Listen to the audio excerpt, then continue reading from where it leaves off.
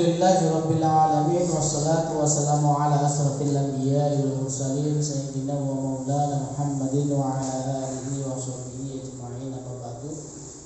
Syukur alhamdulillah pada malam hari ini kita masih diberikan rahmat oleh Allah SWT sehingga kita bisa tetap berkumpul dalam majelis yang insyaallah dirahmati oleh Allah SWT. Bagi jamaah yang biasanya hadir tapi belum hadir, jika mereka punya permasalahan, semoga Allah SWT membantunya dengan memberikan solusi yang terbaik. Bagi mereka yang punya keterbatasan rezeki, semoga Allah memberikan kemudahan dan kemurahan rezeki yang barokah dan juga berlimpah. Amin. Dan bagi mereka yang sakit, semoga Allah SWT memberikan kesembuhan, kemudahan, sehingga alhamdulillah insyaallah minggu depan bisa hadir lagi di pertemuan kita yang rutin di Majelis Taklim Thoriqul Iman. Dan bagi rekan-rekan, bagi jamaah-jamaah yang hadir pada pertemuan malam hari ini, saya doakan juga panjang umur, murah rezeki, sehat walafiat, apalagi tetap istiqomah ya, istiqomah di dalam jalan kebaikan ya, insyaallah. Allahumma ya, alhamdulillah malam ini temanya adalah hakikat manusia. Kira-kira kalau kita bicara tentang hakikat manusia, kira-kira yang ada dalam pikiran jenengan itu apa kira-kira? Apa kira-kira? Kalau judulnya itu hakikat manusia, kira-kira yang ada di kepala kita itu apa? Hak manusia. Haknya manusia. Oke, ada lagi? Tujuan manusia. Tujuan hidup manusia. Jadi malam ini kita bicara tentang manusia. Ya, manusia ya itu seperti apa manusia itu gitu ya. Kita bicara manusia yang ada beberapa pertanyaan-pertanyaan terkait dengan manusia. Mungkin jenengan semua pernah mendengar pertanyaan-pertanyaan yang akan saya ajukan. Pertanyaan yang pertama. Lupa dijawab. Apakah manusia itu materi? Ya. Oke. Apakah manusia itu campuran dari materi dan ruh? Ya. Lantas apa sejatinya ruh itu sendiri? Apa kue ruh itu kue apa? Ruh kue aku gak ruh.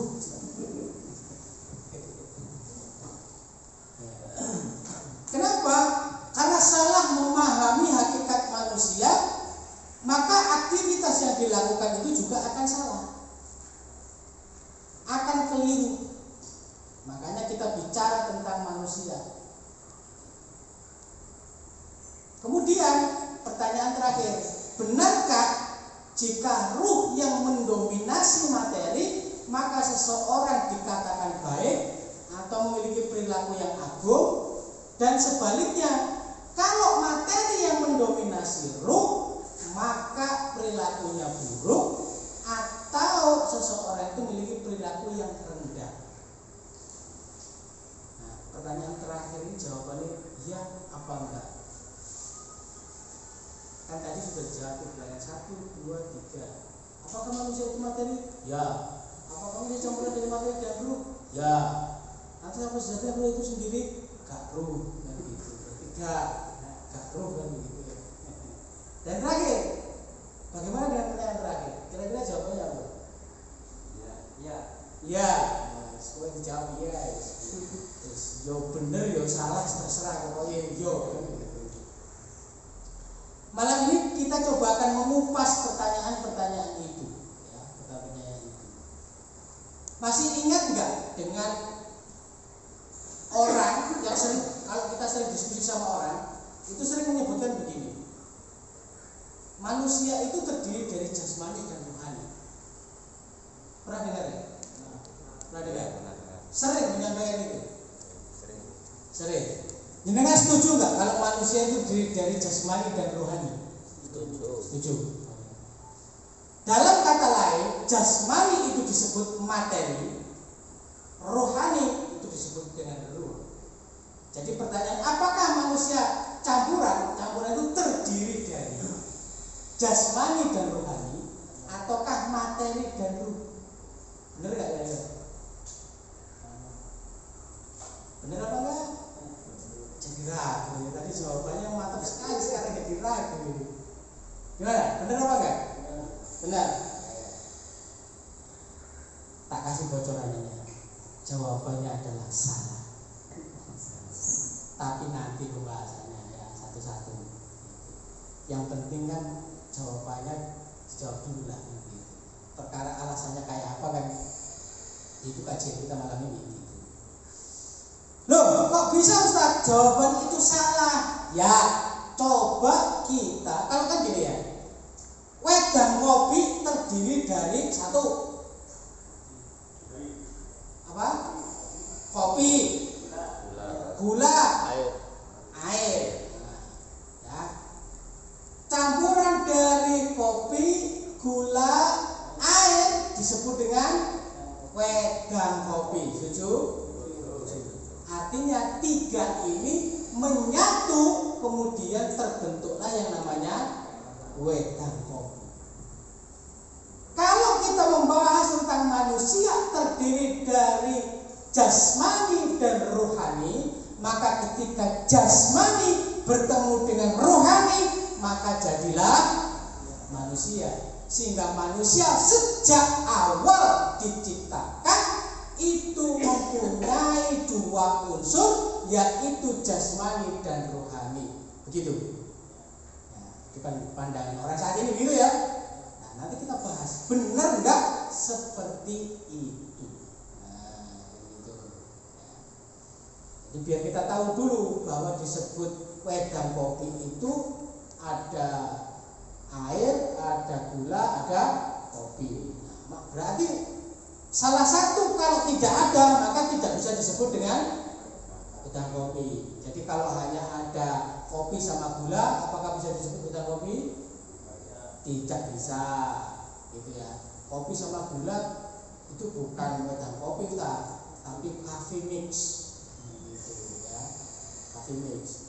Kalau gula sama air bertemu tanpa kopi, bisa disebut wedang kopi?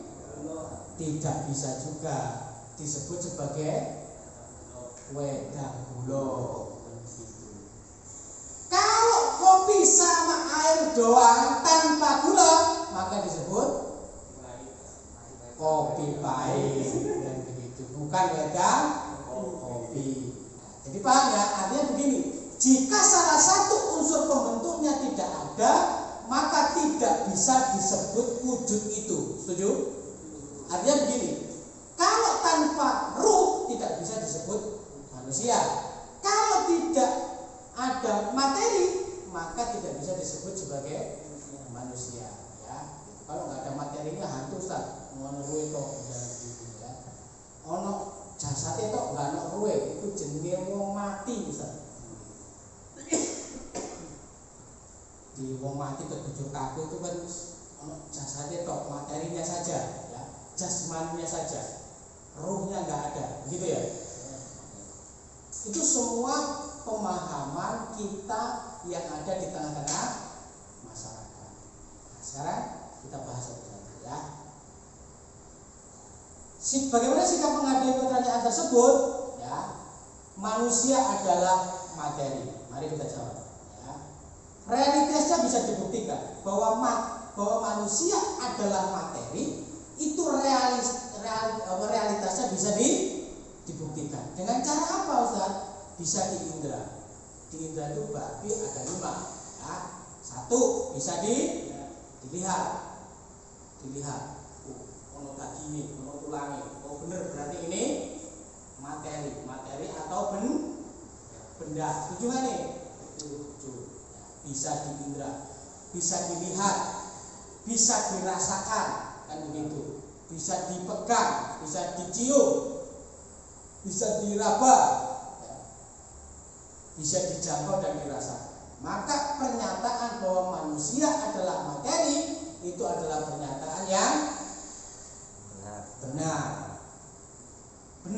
bahwa manusia itu adalah materi atau benda, karena wujudnya bisa diindra, bisa dilihat, bisa dirasakan, bisa diraba, bisa dijangkau. Itulah manusia adalah materi. Nah, bagaimana dengan manusia campuran materi dan ruh? Mari kita jawab. Yang pertama, manusia adalah campuran jasmani dan rohani. Ini adalah pandangan filosof Yunani, bukan berasal dari Islam. Jadi ceritanya itu begini. Dulu Islam itu kan munculnya ada di mana? Di Arab. Ya, munculnya ada di Arab Saudi. Ya. Di Arab, kemudian berkembang, masuklah ke daerah Yunani. Tahu nggak Yunani itu seperti apa? Kultur masyarakatnya. Yunani secara kultur masyarakatnya itu adalah masyarakat filosof. Filosof itu apa? Orang yang pemikirannya itu filosofis. Maka di sana itu banyak lahir yang namanya Aristoteles dan segala macamnya. Siapa lagi itu dari Yunani. Dan Islam banyak mengalami perubahan, bahkan terbentuk kelompok-kelompok tertentu ketika mendakwahkan Islam itu di Yunani. Itu banyak sekali, dan itu semuanya tergolong dakwah yang terkait dengan pemikiran. Salah satunya itu adalah ini. Hakikatnya manusia itu terdiri dari jasmani dan rohani. Itu pemikiran. Ada juga pemikiran yang kedua, tapi ini pembahasannya nanti. Apakah manusia diciptakan oleh Allah itu tubuhnya saja, badannya saja, atau sekaligus dengan perilakunya? Itu pertanyaannya orang filosof tadi. Jadi Tuhan menciptakan manusia itu manusianya saja sehingga dia bebas melakukan apapun, ataukah manusia itu diciptakan beserta dengan perilakunya? Itu pertanyaan-pertanyaan. Sehingga umat Islam itu terpecah menjadi beberapa kelompok untuk menjawabnya. Termasuk pertanyaan-pertanyaan seperti ini juga membuat kaum muslimin itu berpikir keras untuk bisa menjawabnya. Karena ini pertanyaan-pertanyaan filosofis. Sampai kalau jenengan tahu ada pertanyaan yang aneh, yang berat juga, ini pertanyaan filosofis. Tapi nanti ya, cuman saya kasih pembahasannya nanti, tapi saya kasih tahu aja pertanyaannya. Ya begini. Apakah Allah itu maha besar? Coba dijawab. Apakah Allah itu maha besar? Ya. Maha bisa segalanya? Ya. Maha kuasa? Ya. Nah, pertanyaannya adalah, apakah Allah bisa menciptakan sebuah batu yang sangat besar di mana Allah sendiri itu tidak bisa mampu mengangkatnya? Ini jawab pertanyaan saya.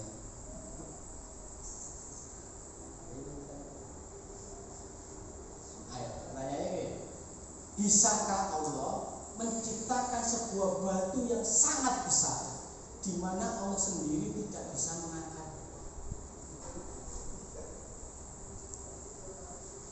Itu pertanyaan filosofis. Kira-kira jawabannya apa? Bisa. Hah? Bisa. Bisa. Kalau jenengan mengatakan bisa, berarti Allah nggak maha kuasa. Kenapa angkat batu ora iso?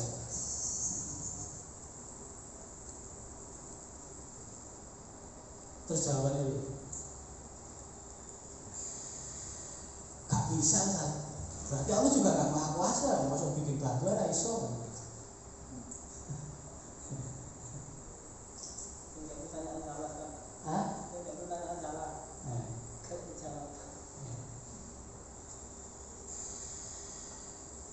Jadi semakin Anda berusaha menjawab pertanyaan itu, maka Anda pasti akan salah, pasti. Jadi itu pertanyaan jebakan. Kalau menjawab pertanyaan itu sebenarnya pertanyaan yang salah. Pertanyaan yang salah tidak membutuhkan jawaban. Kenapa kok pertanyaannya itu salah? Karena pertanyaannya itu mengingkari sifat-sifat Tuhan. Jadi itu pertanyaan yang salah. Jadi nggak usah dijawab kalau pertanyaannya salah. Sampai jawab pasti begitu. Begitulah kalau dakwah kepada orang-orang yang filsuf. Umat pikirannya. Makanya nanti muncullah kelompok yang namanya mutakallimin. Di dalam Islam itu muncul kelompok yang namanya mutakallimin. Apa kelompok mutakallimin? Kelompok yang mengandalkan akal pikiran. Kelompok mutakallimin. Banyaklah. Jadi dakwah ke Yunani itu banyak mempengaruhi umat Islam. Sampai dulu itu umat Islam itu terpecah belah dan tidak pernah selesai dengan sebuah pertanyaan. Apa itu? Ya pertanyaannya tadi ada lagi juga. Apa itu? Telepon. Kalau sekarang bukan ini ya, telepon yang awal-awal dibuat itu haram atau halal. Karena telepon itu diciptakan oleh orang kafir. Ulama berbeda pendapat, debat gak mari-mari, gak selesai-selesai.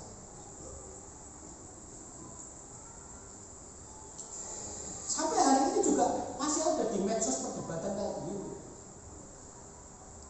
Kalau kamu menginginkan Islam, ya sudah, nggak usah pakai laptop, nggak usah pakai komputer, nggak usah pakai Facebook, nggak usah pakai ini. Kalau kamu ingin ikut Islam, kamu keluar aja dari bumi. Itu kan banyak ya perdebatan begini di medsos.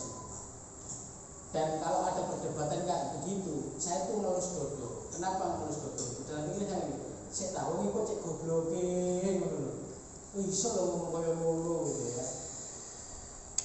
Nah, karena apa ya? Mungkin satu ketidaktahuan mereka. Oke, kita kembali lagi. Jadi manusia terdiri dari jasmani dan rohani. Ini adalah pandangan filsuf Yunani. Pandangan filsuf Yunani, dan ini juga dianut oleh agama-agama yang lain. Contoh, agama Buddha, agama Hindu itu memahami bahwa manusia itu terdiri jasmani dan rohani. Apa yang dilakukan mereka? Mereka bertapa, semedi. Dalam rangka apa? Dalam rangka memperbaiki rohaninya. Karena apa? Karena pandangan mereka, kalau rohaninya baik, maka perilaku seseorang itu akan baik. Tahu lihat film Cina kan? Film-film Cina yang pendekar-pendekar itu kan ada biksu yang bertapa, terus ada pendekar-pendekar yang nggak pernah bertapa, tapi ahli bela diri, jago bela diri, banyak makan dan begitu ya, banyak hura-hura, banyak senang-senang. Artinya apa? Mereka yang dominan adalah materinya, sehingga perilakunya buruk. Biksu-biksu yang bertapa, yang mengurangi makan dan segala macam, yang mengurangi hal-hal yang berhubungan dengan kebendaan, dengan materi, dia berusaha untuk memperbaiki spiritualitasnya atau rohaninya. Kemudian dikatakan bahwa biksu itu memiliki perilaku yang baik. Kan begitu gambarannya kalau di film-film. Sering lihat film nggak? Lihatnya sinetron apa? Indonesia itu begitu ya. Nggak emak-emak, nggak bapak-bapak, karena ini lihatnya sinetron aja. Anak yang tertukar, tinggal di wali oleh semari. Ganteng-ganteng serigala. Ya Allah. Namanya film tersanjung itu 1 sampai 9. Tersanjung 1, 2, 3, 4, 5, 6, 7, 8, 9. Kita aja seumur-umur kadang-kadang suami itu nggak pernah disanjung-sanjung sama istri gitu ya. Ini sampai 9 kali gitu. Oke, nanti kita bahas pelan-pelan. Yang kedua, manusia dengan zat rohani yang menentukan tinggi rendahnya manusia. Ya, tinggi rendahnya perilakunya manusia itu menentukan katanya ya itu aspek jasmani dan rohani. Kita bahas. Kita lihat dulu definisi dari ruh itu sendiri. Kalau materi definisinya jelas ya, jelas ya, bahwa materi adalah sesuatu yang bisa diindra, kan gitu ya, yang bisa dirasakan, diindra, dijangkau, ya dilihat segala macam. Kalau ruh bagaimana? Kita lihat ruh secara definisi ruh di dalam Islam. Definisi tentang ruh itu ada 3 macam.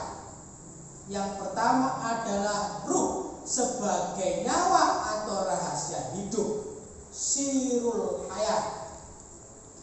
Ya, sebagaimana dalam Quran surat Asy-Syu'ara. Ini Quran surat Asy-Syu'ara. Ayat berapa nih? 42 kalau salah.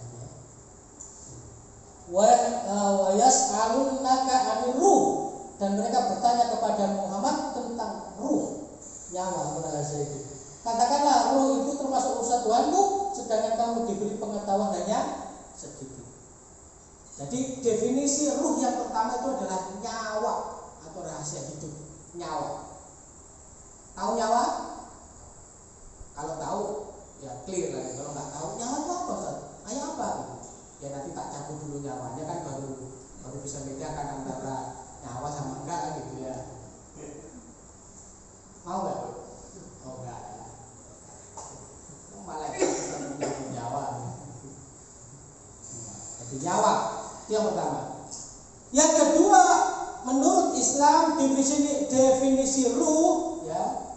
Jadi ini definisi secara lughawi. Islam itu punya 3 ya. 1 secara bahasa, 2 secara makna, 3 adalah makna syar'i atau makna syariat. Makna bahasa itu ya berdasarkan bahasanya. Ya.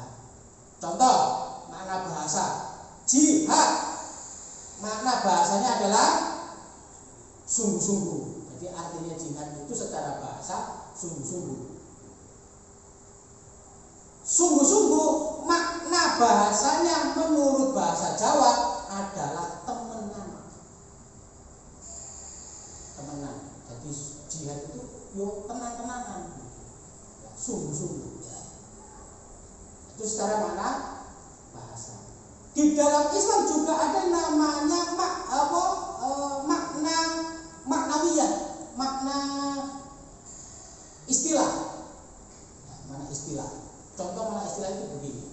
Kalau di bahasa Indonesia, kalau di bahasa Arab, saya nggak tahu gitu kalau contohnya apa. Kalau di bahasa Indonesia contohnya begini. Ustaz, izin ke belakang. Jadi kalau misalkan Mas Haris ini ya, ini namanya sama nih. Ini Haris Islam, itu Haris Ikhwan, kan begitu. Jadi Mas Haris ini izin ke belakang. Apa makna beliau mengatakan izin ke belakang? Kalau secara bahasa izin ke belakang itu maknanya apa? Beliau di sini pindah itu duduk di belakang. Itu namanya mohon izin ke belakang. Pindah itu secara makna bahasa. Setuju? Oke. Tapi makna istilah, apakah itu yang dimaksud oleh Mas Haris? Enggak. Maksudnya apa? Pengen ke toilet, Ustaz. Oh, itu makna istilah. Di dalam bahasa Arab juga ada makna istilah. Dan yang ketiga, itu makna syariat, makna syar'i. Apa itu makna syar'i? Makna yang dikehendaki oleh Allah SWT. Jadi ketika Allah menurunkan Al-Quran dan ketika Rasulullah itu mengeluarkan hadis, maka ada makna yang khas yang dikehendaki oleh Allah SWT.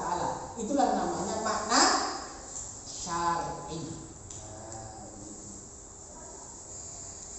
Apa contohnya? Contohnya jihad. Jihad secara makna yang dikehendaki Allah itu bukan sungguh-sungguh, tapi kita perang. Nah, jadi makna ketika Allah menyebutkan jihad itu kita perang, gitu loh, ya. Kita perang itu yang dikehendaki oleh Allah, makna jihad itu. Sekarang saya tanya, ketika ada 3 makna, makna bahasa, makna istilah, dan makna bahasa, makna syar'i, mana yang kita pakai? Yang pertama, yang kedua, yang ketiga. Mana yang dipakai? Yang ketiga, yaitu makna yang dikehendaki Allah.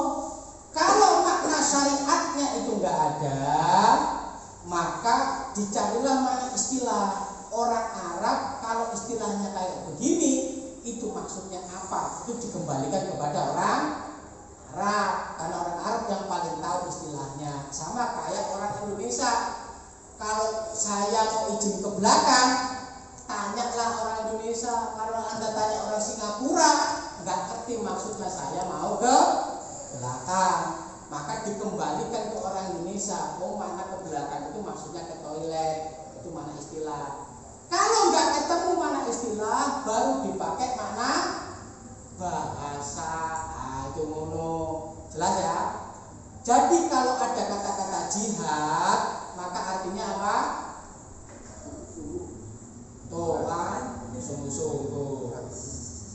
Kan nonton lu bahasa, istilah dan syar'i. Makna istilah, makna bahasanya itu sungguh-sungguh, makna istilahnya enggak ada, makna syariahnya itu kita atau perang. Sehingga makna jihad yang kita pakai itu yang pertama, yang kedua, yang ketiga. Yang ketiga apa itu? Perang, makna syar'i. Tidak boleh dimaknai sungguh-sungguh, enggak boleh. Karena ada makna syar'inya gitu loh. Makanya kalau ada orang yang debat jihad itu nggak harus perang, ini bisa sungguh-sungguh, berarti kamu nggak ngerti konteks bahasa. Ngawur. Secara bahasa memang benar sungguh-sungguh, tapi apakah itu yang dikehendaki? Maksudnya dikehendaki itu begini, ketika ada sebuah dalil Al-Quran ataukah hadis yang di dalamnya itu tertera kata jihad, maka harus dikembalikan kepada yang membuat dalil, yaitu mana syar'inya, yaitu perang atau jihad. Nah, dalam konteks ruh itu tidak ada makna syar'inya, sehingga pakai makna bahasa. Oh ya, lupa. Di dalam orang yang berhak menerima zakat, ini kadang-kadang kekeliruannya. Makanya alhamdulillah di sini kan ada takmir masjid sini ya, biar nanti kalau ada zakat itu biar clear lah. Orang yang berhak menerima zakat itu ada berapa? 8 asnaf. 1 fakir, 2 miskin, 3 warid, 4 ibnu sabir, 5 fisabilillah, 6 mu'alaf, 7 amil, 8 Gorim sudah ada? Oh sudah, apa lagi? Oh ya, itulah pokoknya. Hati-hati ya. Ada namanya mu'alaf, tapi di belakangnya ada mu'alaf fi qulubuhum. Apa maksudnya? Mu'alaf untuk membesarkan hati. Dulu Rasulullah SAW itu memberikan zakat kepada Abu Sufyan karena baru masuk Islam. Abu Sufyan itu orang yang kaya, tapi dikasih zakat oleh Rasulullah SAW yang jumlahnya sangat besar. Kenapa? sana itu mu'alaf fi qulubihim, biar hatinya itu senang. Jadi nek jenengan itu panitia zakat, terus orang mu'alaf dikasih sedikit itu keliru, kasih sing akeh ben atine seneng dikne sedikit. Oh, beras 5 kilo 10 kilo. Jadi gak efek antara dia itu mu'alaf atau enggak, itu gak efek. Kasih yang besar sehingga dia itu jadi senang. Islam luar biasa gitu. Aku dimana zakat dengan semua utang-utang itu selesai lunas. Iya begitu. Abu Sufyan itu merasa apa neng Mekah itu. Ya, satu. Yang kedua, ada namanya jihad fisabilillah. Sekarang saya tanya, kalau bagi-bagi zakat, jihad fisabilillah itu diwenehno ning sapa? Kadang-kadang satu diberikan kepada ustaz, betul nggak? Yang kedua dipakai bangun masjid. Yang ketiga apa lagi? Pokok seputar itulah ya. Fisabilillah. Katakan di dalam pembahasan hukum Islam, kalau ada urusan mal atau harta yang berkaitan dengan jihad fisabilillah, itu tidak ada makna lain selain makna perang. Jadi zakat itu bukan dipakai untuk bangun masjid, bukan dipakai untuk ngekei ustaz, bukan. Tapi dipakai untuk biaya perang. Nek kalau perang itu ustaz, yo gak bisa diwenehno. Memang maknanya seperti itu. Kalau dimaknanya dipakai bangun masjid, dipakai untuk ustaz, itu keliru. Sama kayak amil. Amil itu apa? Amil itu panitia zakat besar. Tidak cukup itu. Amil itu kalau kita bahas tentang struktur keuangan di dalam sana, struktur amil kan ada namanya baitul mal ya. Nah, baitul mal. Di dalam baitul mal itu ada amil-amilnya, pegawai-pegawainya. Jadi di dalam Islam itu namanya baitul mal. Baitul mal itu kalau konteks gambaran kita sekarang itu seperti BI dan Menteri Keuangan. Posisinya ini. Dan disebut amil itu adalah pegawai-pegawai di baitul mal ini. Sehingga yang disebut pembahasan amil di situ adalah apa? Petugas negara yang secara sah diangkat oleh negara yang khusus ngurusi zakat, itulah dikasih amil. Nah, nek sekarang kita ini panitia zakat di masjid, apakah itu bisa disebut amil Ustaz? Gak bisa. Kenapa gak bisa? Dan kita ini diangkat secara sah kan enggak? Sebagai petugas negara mengambil itu.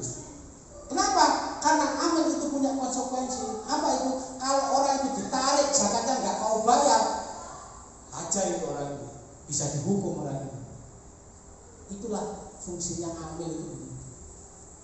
Nah kalau di masjid-masjid itu bagaimana Ustaz? Itu panitia zakat, bukan amil. Sehingga apa? Dia nggak berhak menerima zakat. Biasanya itu amil kasih-kasih tadi bagi-bagi. Ya itu yang lalu mungkin guru ngerti, sing wis ngerti ya ojo dibalik. Karena pembahasannya itu begitu amil. Ini banyak beberapa kekeliruan pemahaman di tengah masyarakat ya, biar kita bisa clear lah dalam beramal. Oke, sekarang kita balikkan ya, kita balik bahwa apa? Bahwa makna ruh itu tidak ada mana syar'inya, tidak ada mana istilah. Sehingga yang kita pakai adalah makna bahasa. Secara bahasa di dalam Al-Quran, ruh itu yang pertama adalah artinya nyawa atau rahasia hidup. Yang kedua adalah Jibril. Jadi Jibril itu juga bisa disebut dengan ruh. Apa itu? Ini dalilnya. Ya. Ruhil Amin. Nah, yang dibawa turun oleh Ar-Ruhul Amin, Jibril. Ruhil Amin. Jadi ruh itu juga bisa dimaknai sebagai Jibril. Yang ketiga adalah syariah. Apa itu? Ruhan. Dan demikianlah kami wajibkan kepada Muhammad ruh, yaitu Al-Quran dengan perintah kami. Nah, pertanyaannya, apakah makna ini nyambung dengan pembahasan kita yang tadi?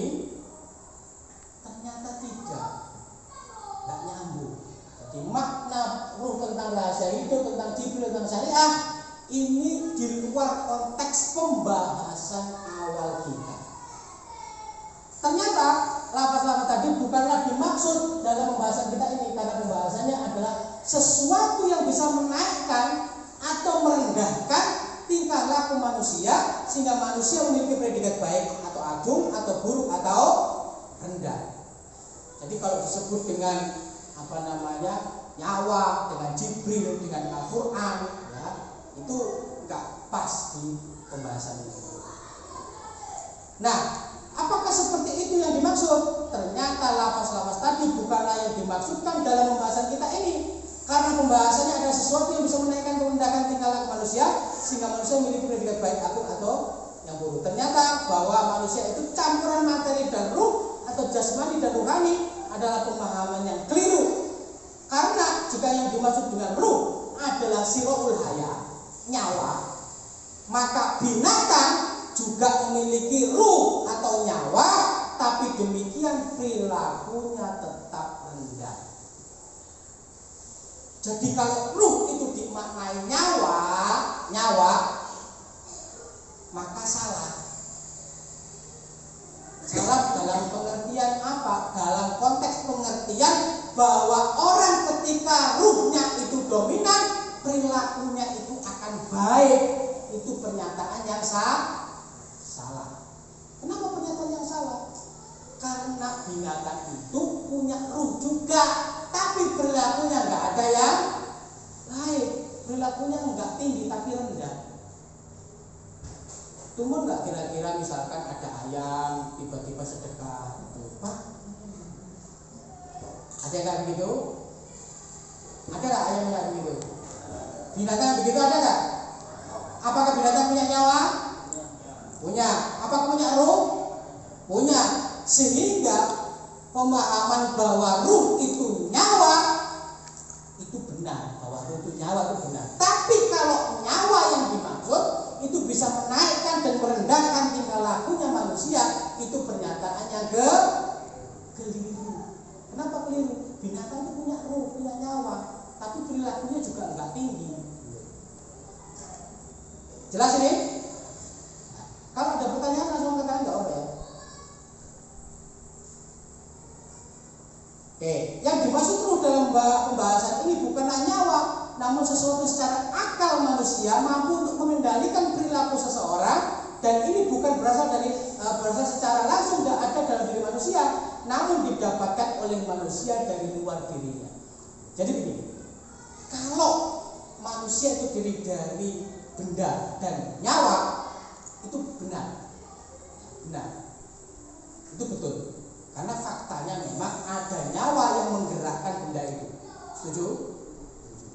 Tapi kalau ruh yang dimaksud itu adalah sesuatu yang bisa menaikkan dan meninggikan perilaku seseorang, ini maka tidak bisa dicampur adukkan dengan nyawa.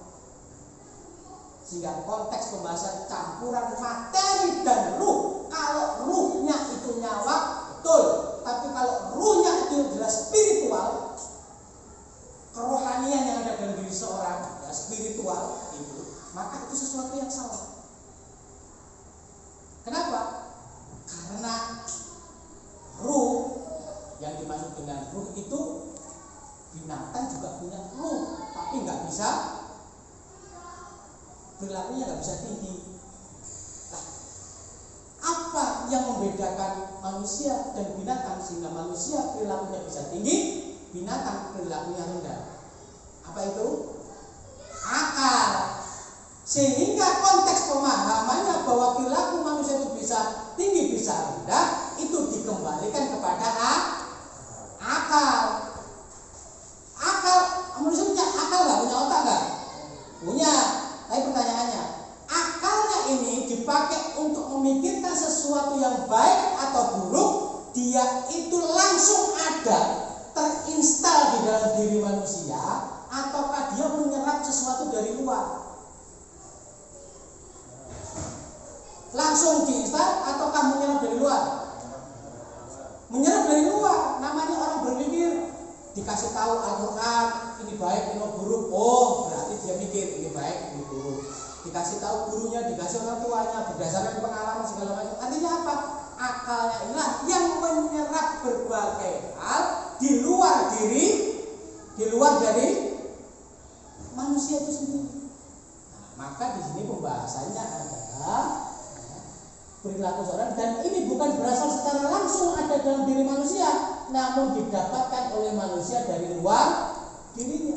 Sehingga pertanyaan manusia campuran dari materi dan ruh, yang ruh itu dimaknai bukan nyawa, melainkan sesuatu yang bisa menaikkan dan meninggikan perilakunya manusia, itu pernyataan yang salah. Jadi kalau ada pembahasan manusia terdiri dari jasmani dan rohani, itu pernyataan yang salah. Kenapa?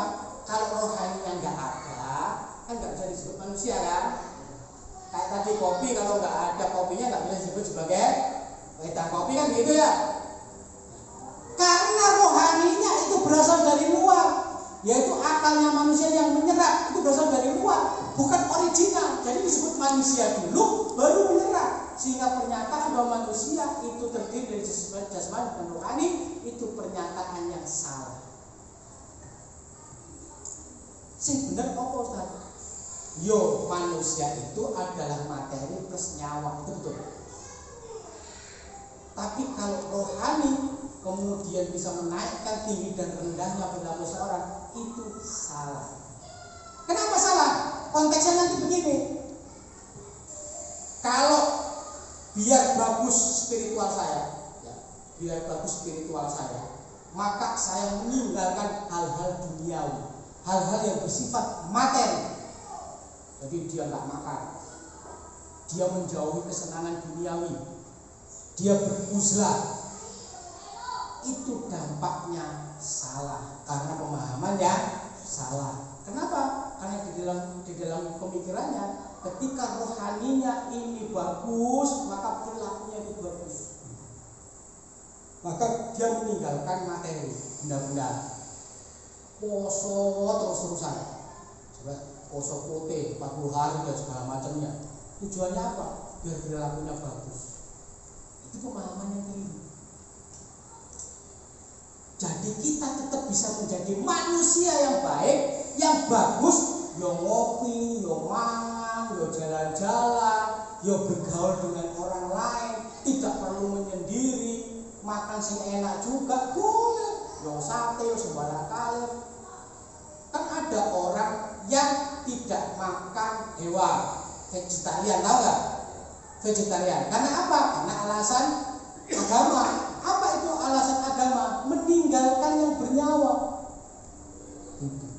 Biar nggak ada amarah dan segala macamnya. Itu berarti kan amarah dipengaruhi oleh makanan. Nah, itu nggak pas. Marah atau tidak itu dipengaruhi oleh akal. Jadi akal yang menentukan seseorang itu marah atau tidak. Bukan makanan. Sama, akallah yang menentukan perilakunya manusia itu baik atau buruk. Bukan makanan, bukan bergaul dengan manusia yang lain, tapi akal. Jadi nggak perlu misalkan dengan itu meninggalkan makanan yang enak-enak atau apa, itu wajar aja. Kalau kolesterol ya nggak apa-apa ditinggal, gitu maksud saya ya. Asam urat ya nggak apa-apa. Tapi bukan alasan biar spiritualitasnya itu bagus, nggak ada urusan. Nah, karena akal itu berasal dari luar, ketika menyerap itu berasal dari luar, maka dia tidak include di dalam jasadnya manusia, dalam pembahasan diri manusia. Sehingga roh itu sendiri adalah kesadaran. Jadi apa yang dimaksud dengan roh itu sendiri dalam konteks pembahasan tadi? Yang dimaksud adalah kesadaran akan hubungan manusia dengan Allah SWT. Itulah ruh. Di dalam bahasa Arabnya namanya al-idrok asyatu billah. Jadi contoh. Ngopi boleh nggak?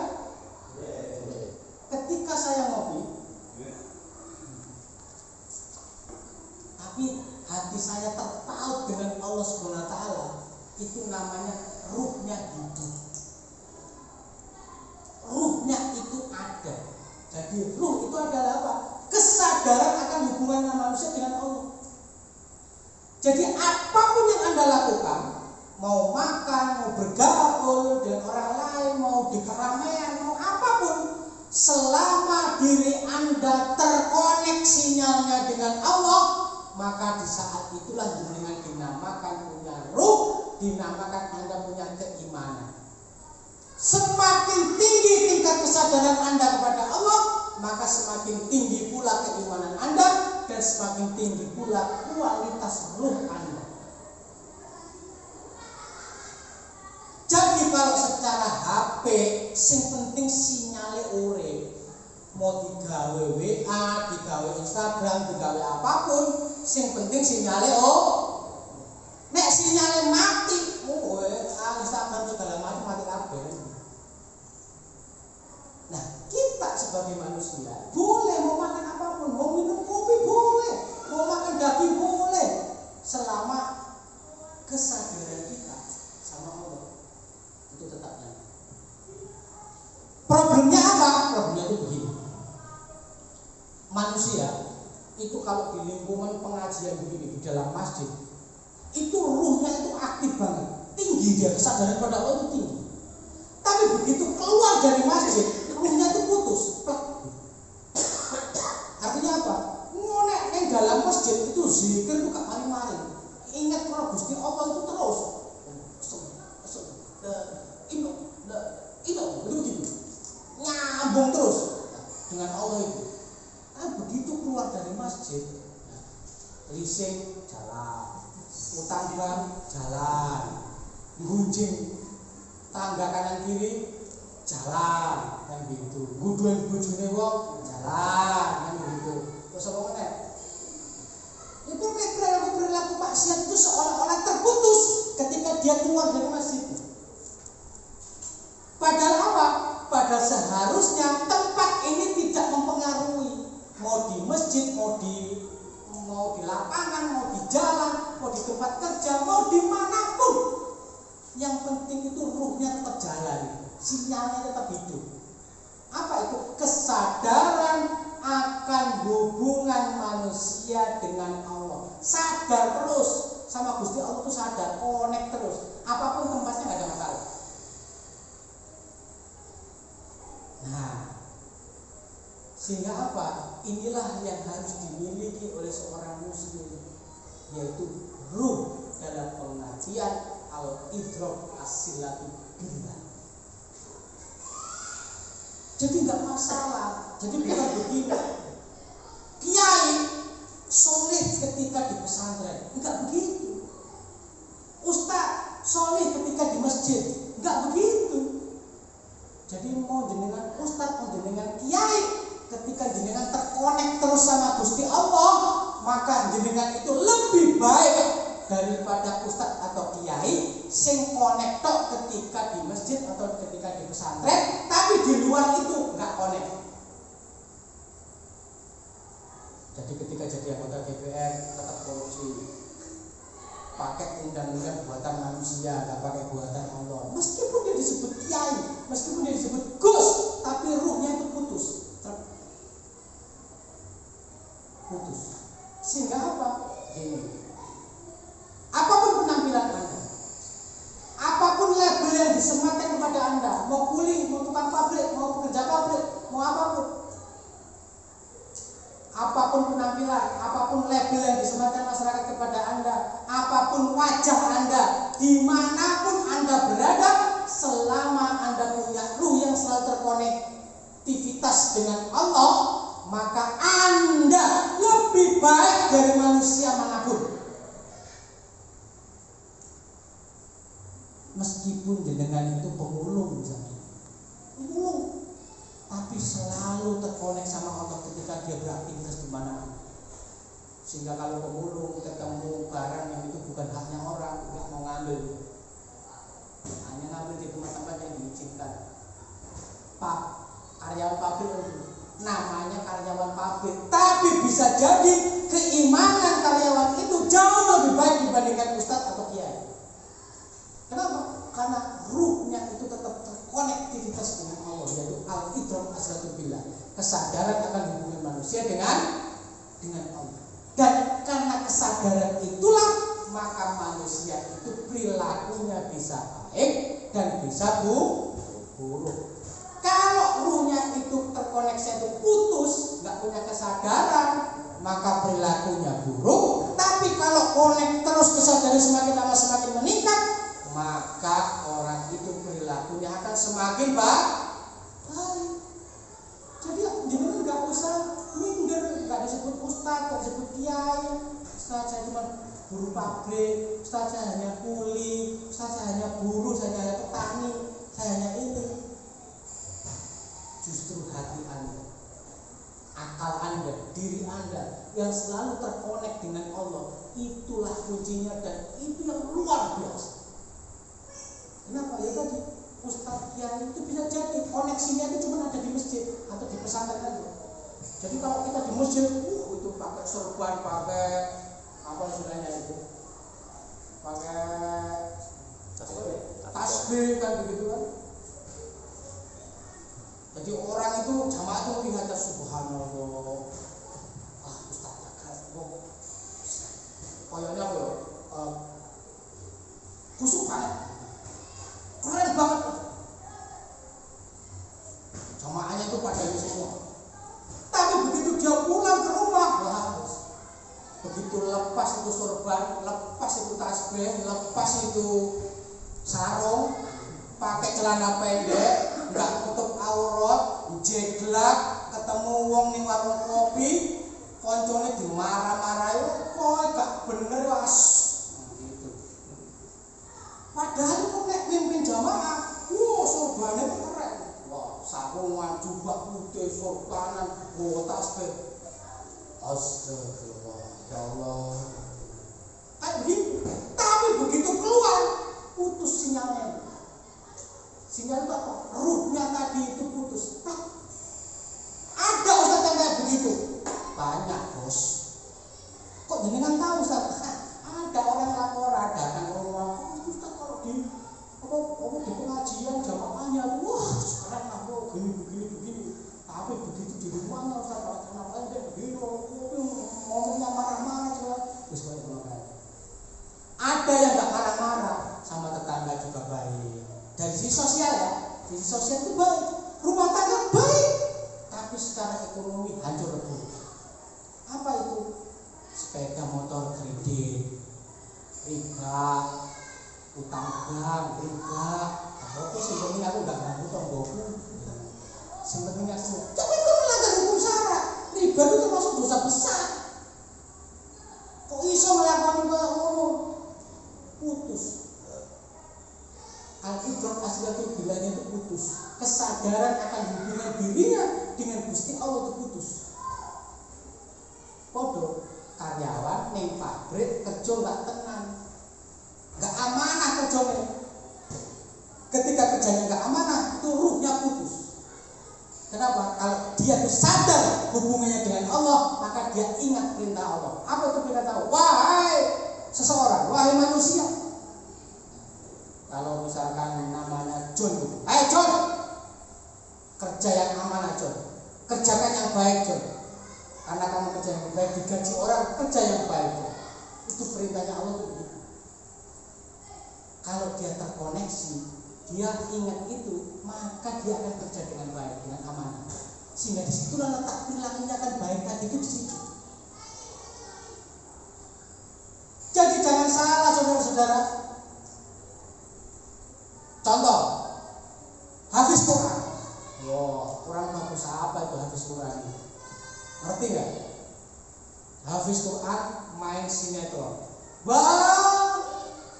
bergaul dengan orang lawan jenis nggak ada masalah, buka kerudungnya dibuka, jilbabnya dibuka, padahal dia hafiz Quran. Kok iso tak hafiz Quran kalau ngomong tadi? Itu namanya ruhnya putus. Apa itu? Dia koneksivitas kesadaran dirinya dengan Allah itu putus, gak ada. Meskipun dia hafiz Quran, meskipun dia kiai, meskipun dia ustadz, apapun namanya, maka kesadaran inilah kunci. Kesadaran ruh itu manusia dengan Allah itu kuncinya. Apalagi sama hukum syariat milih-milih. Kalau masalah puasa, zakat, apalagi ya, sholat, saya yakini akan saya kerjakan sepenuh hati, Pak. Tapi kalau soal khilafah, potong tangan, rajam, riba, nanti dulu. Nanti aja, Pak. Belum siap. Nah, itu nggak boleh. Jadi gak boleh milih-milih di dalam hukum, itu gak boleh. Saya pilih yang ini saya tinggalkan, itu gak boleh. Apalagi mengingkari. Mengingkari kenapa? Mengingkari tentang satu ayat, satu syariat, mengingkari satu ayat syariat, atau istilahnya kufur terhadap satu ayat di dalam Al-Quran, itu sama dengan kufur terhadap semua ayat. Bagaimana ketika hukum potong tangan? Setuju, harus setuju. Kalau Anda enggak setuju, itu berarti Anda menolak sebagian. Dan ketika menolak sebagian, Anda akan menjadi kufur. Boleh. Semua hukum harus diterima, karena itu datangnya dari Allah SWT dan dari Rasulullah SAW. Nah, inilah jati diri manusia. Apa itu? Bukan soal makanan, bukan soal pakaian, bukan soal tempat di mana Anda berada, ya. Tapi ini soal bagaimana akal Anda memiliki kesadaran dengan Gusti Allah. Jadi bisa jadi orang punya warung kecil, warung kelontong yang sekiranya itu ya mungkin hadis gak hafal banyak, Al-Quran gak hafal banyak, kan gitu ya. Wongnya juga terlihat biasa-biasa saja, tapi bisa jadi dia itu bersinar. Kenapa bersinar? Karena ruhnya itu hidup terus dia.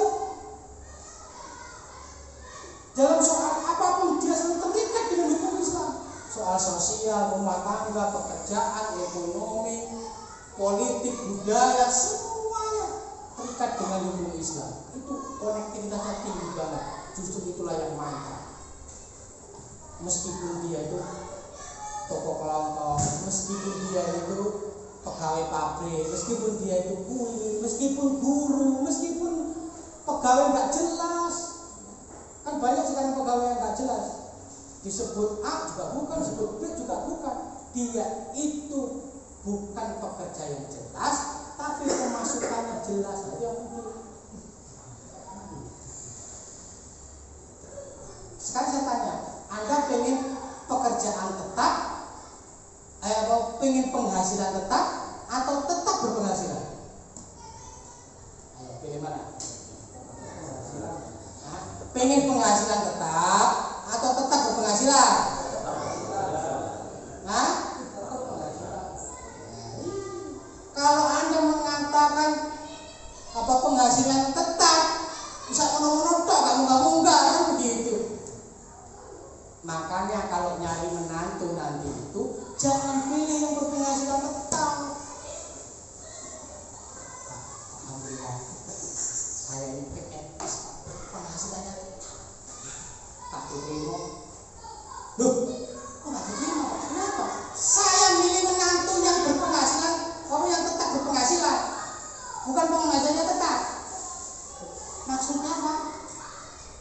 Nek penghasilan 3 juta, aku nggak terima 3 juta terus enggak. Sing penting kamu tetap berpenghasilan. Kadang 3, kadang 4, kadang 5, 6, 7, sampai 10 loh. Maksud saya itu namanya tetap berpenghasilan.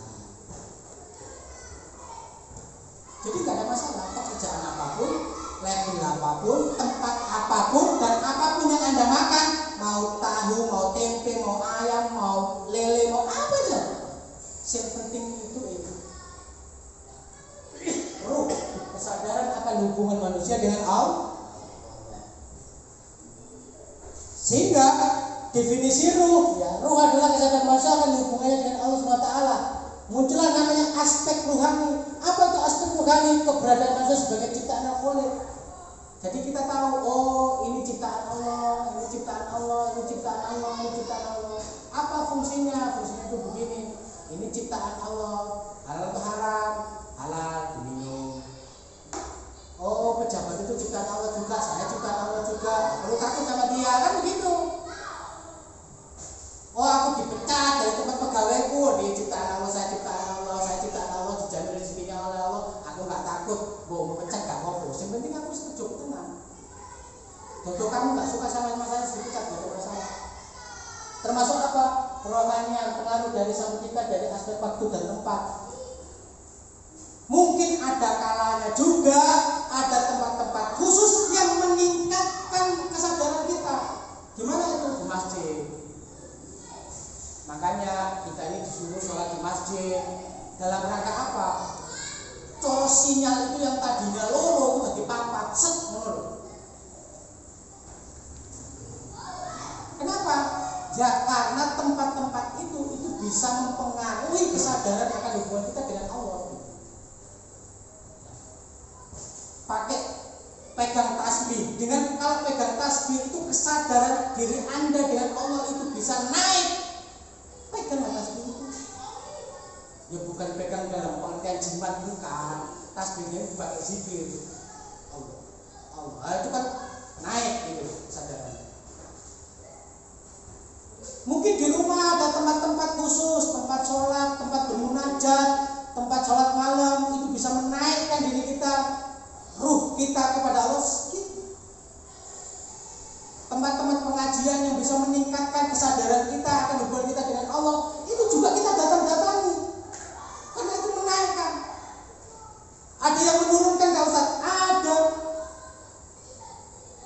tempat-tempat yang bisa menurunkan ruh kita. Apa itu? Kafe. Kafe itu gimana Ustaz? Dugem itu begini-gini. Dugem. Karena dugem begini tuh kadang-kadang gini, bisa nggak dengan dugem begini, tapi hatinya tuh selalu terhubung sama Allah gitu. Bisa nggak kira-kira? Hah? Jadi ya Allah, ya Allah, ya Allah, ya Allah. Dari di tempat dugem gitu, ya Allah, ya Allah. Kan katanya kan begitu. Kalau di YouTube kan begitu. Ada kiai masuk dakwah di klub kan begitu. Bisa nggak? Kalau memang itu bisa, tapi menurut saya itu nggak aksan. Kecuali memang niatannya untuk dakwah lain ya. Tapi kalau misalkan kan gini loh. Mau nggak kiai. Ya.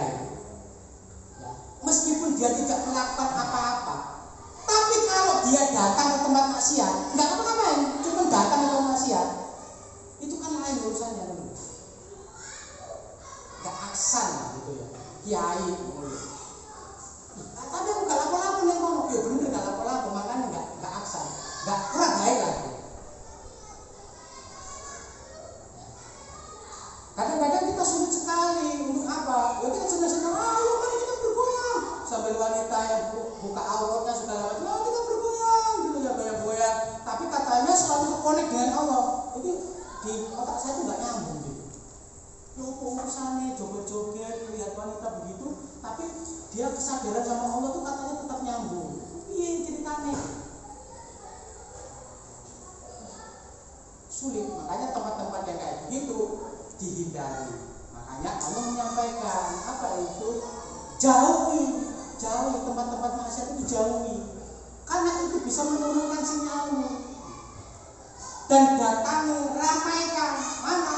Masjid, tempat-tempat kajian itu ramaikan. Kenapa? Karena itu bisa menaikkan sinyalmu. Nah, gitu. Paham ya?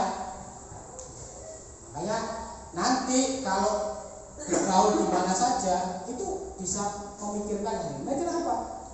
Ya nggak masalah misalnya ke warung kopi, ke masjid, ke mana, yang penting hubungan sama Allah itu. Tapi ingat, tempat-tempat yang Anda datangi jangan sampai sinyalnya itu malah turun. Ya tadi itu ya, mungkin di tempat kafe ya, di mana gitu ya, begitu. Oke ya, itu definisi. T Dengan begitu orang ateis tidak akan merasakan ketiga hal tersebut. Orang ateis itu kan tidak mengakui Tuhan. Karena tidak mengakui Tuhan, maka orang ateis itu tidak punya ruh, nggak punya kesadaran dirinya dengan Gusti Allah itu nggak ada. Dia nggak mengakui Tuhan. Nggak ada. Bagi dia tempat-tempat itu sama aja, nggak ada tempat yang bisa menaikkan dan menurunkan tingkat ruhnya itu nggak ada. Podo ae kabeh. Pandangan seseorang bahwa manusia adalah campuran materi dan ruh adalah pandangan yang salah, ya. Yang salah karena ruh dimaknai tadi. Nah, jadi kesimpulannya apa? Kesimpulannya manusia itu benar bahwa ada materi, benar bahwa ada nyawa atau sirahul hayat, tapi sirahul hayat itu manusia hanya diberikan yang sedikit. Sehingga ketika Rasulullah itu ditanya, ya Rasulullah, apakah Anda tahu tentang ruh? Maka Allah berpesan kepada dia, katakanlah wahai Muhammad, bahwa ruh itu adalah utusan Tuhanku dan aku tidak tahu melainkan hanya sedikit. Nah, terus apa yang bisa kita lakukan secara banyak? Yaitu ruh dalam pengertian bahwasanya hubungan akan manusia dengan Allah itulah ruh. Jika kalau ini menyampaikan jasmani dan rohani, itu pernyataan yang keliru. Bahwa manusia terdiri materi dan nyawa, betul, dan punya akal untuk menaikkan kesadaran akan dirinya dengan Allah, ya itulah kuncinya sebagai manusia. Blegere podo, wujude podo menungsane.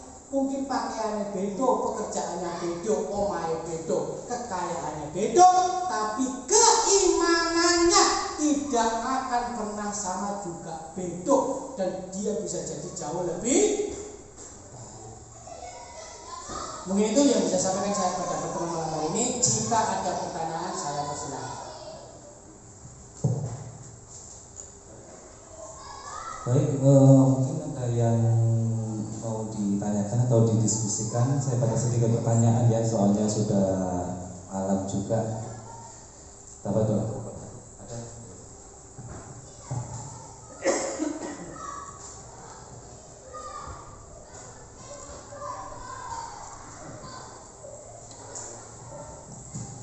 Assalamualaikum warahmatullahi wabarakatuh.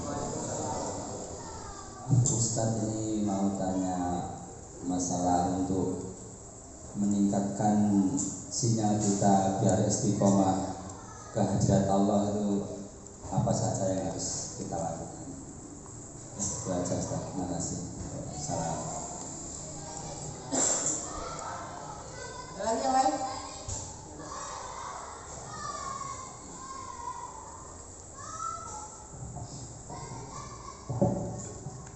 Assalamualaikum warahmatullahi wabarakatuh. Waalaikumsalam. Ustaz, saya mau tanya, bagaimana cara kita untuk berdakwah di tempat yang terlarang, sedangkan kita disuruh menjauhi tempat tersebut? Waalaikumsalam. Lagi? Ada? Pertanyaan yang pertama, apa Ustaz yang perlu kita lakukan agar sinyal kita itu semakin baik? Satu, sinyal yang baik itu adalah sinyal yang selalu mengingat kepada Allah. Mengingat kepada Allah itu berarti seluruh badan kita itu terikat dengan perintah dan larangan Allah. Ya. Jadi contoh, orang melakukan tindakan jujur. Ketika orang melakukan kejujuran, bukan semata-mata karena ingin jujur, bukan karena jujur itu sendiri, bukan karena manfaat ketika Anda berperilaku jujur, bukan, tapi karena itu perintahnya Allah. Karena itu perintah Allah, aku jujur. Karena perintahnya Allah, ada orang kesusahan, aku tolong. Karena perintahnya Allah, sesama tetangga harus baik, maka aku berlaku baik. Karena perintah Allah, aku harus datang ke tempat-tempat majelis ilmu, majelis pengajian, maka saya datang ke sana. Karena perintah Allah, aku ke masjid. Karena perintah Allah, aku menyayangi istri. Karena perintah Allah, aku menafkahi anak dan istriku. Karena perintah Allah, aku birrul walidain, menyayangi orang tuaku, merawat orang tuaku. Apapun yang aku rasakan, karena itu perintah Allah, maka aku harus bersabar. Karena perintah Allah, aku menjauhi riba. Karena perintah Allah, maka aku berpolitik yang Islami. Karena perintah Allah, maka aku berekonomi yang Islami. Jadi semua perbuatan yang kita lakukan itu disandarkan kepada Allah. Satu. Kalau semua perbuatan kita sandarkan kepada Allah, insya Allah sehingga kita akan terus baik. Jadi sebelum melakukan aktivitas, niatnya ditata. Mau kerja, ya Allah, aku kerja ini karena perintahmu ya Allah. Untuk menafkahi juga anak dan istriku ya Allah, maka ya Allah, mudahkanlah pekerjaanku. Maka ya Allah, berkahilah pekerjaanku. Berilah semangat dan keistimewaan amanah kepadaku, biar aku bekerja dengan baik. Berangkat kerja. Begitu di tempat kerja, ya amanah kerja. Kemudian juga mungkin karena perintah Allah berdakwah, maka teman kerjanya ini didakwahi, karena itu perintah Allah. Jadi semua dilakukan karena perintah Allah, bukan karena jujur itu sendiri, dakwah karena dakwah ini enggak. Bekerja karena biar dianggap baik, karyawan terbaik, karena setiap bulan itu ada employee of the month. Bukan karena itu. Ya kan bekerja baik karena perintah Allah. Jadi semua dilandasi karena perintah Allah. Satu. Yang kedua, kadang-kadang kita mengingat Allah itu perlu sesuatu. Apa itu? Mungkin diucapkan. Bukan diucapkan, maka berzikir. Dengan zikir terus kan. Tapi zikirnya itu bukan mulut doang. Karena ada sobat. Tapi enggak meresapi di dalam hatinya apa yang diucapkan. Jadi kalau dia istighfar kan minta ampun kepada Allah, maka hatinya itu benar-benar minta ampun gitu. Bukan hanya sekedar zikir gitu. Perlu diucapkan, perlu dengan gerakan tangan untuk selalu mengingat Allah, dengan tasbih, dia lakukan enggak apa-apa. Sekarang tasbih enggak pakai itu ceklekan gitu. Sebenarnya ceklekan itu sebenarnya enggak ngaruh, mau 1.000, mau 10.000, mau 100.000, enggak ngaruh sebenarnya. Kalau ceklekan kan ada nilainya. Oh, udah 10.000, berhenti ah. Emang kalau 9.000 kenapa? Emang kalau 11.000 kenapa? Kan tujuannya untuk mengingat Allah. Oh, berapapun kan terserah. Yo, menentukan ganjil apa genap Ustaz? Ya Allah, ganjil genap dari urusan Allah, sebenarnya bisa dibaca. Tak perlu cekak begini juga. Tapi kalau dengan ceklekan itu membuat Anda itu lebih apa istilahnya itu lebih nyaman beribadahnya, ya enggak apa-apa. Seperti sarung. Kenapa pakai sarung? Kenapa enggak pakai celana? Kadang-kadang kalau pakai celana itu agak repot karena ketarik-tarik susah geraknya. Kalau sarung kan enak, longgar, set yang gitu. Itu enggak apa-apa, nyaman. Kalau dengan surban Anda itu membuat ibadah lebih nyaman, pakailah surban. Gak enak, nanti saya datang ke Ustaz, gak usah dengerin orang. Yang penting sinyalnya itu bagus gitu loh. Pakai surban, pakai peci, pakai baju jubah, pakai. Kalau memang itu membuat Anda lebih baik, pakai. Izin tak? Kok izin? Mungkin aku kok izin. Masalah disebut orang ustaz kayo kok gak ada ustaz. Termasuk jenggot. Saya dulu tuh begitu, sholat ke masjid, waktu di Jakarta. Sholat ke musola. Saya gak punya jenggot. Begitu imamnya gak ada. Orang tengok siapa yang mau imam itu gitu. Padahal saya ada di situ. Suatu ketika jenggot saya lagi ada jenggot yang tumbuh gitu kan. Begitu saya sholat, imamnya nggak ada, langsung tuh. Jadi saya punya jenggot. Oh ternyata itu wasilah dakwah.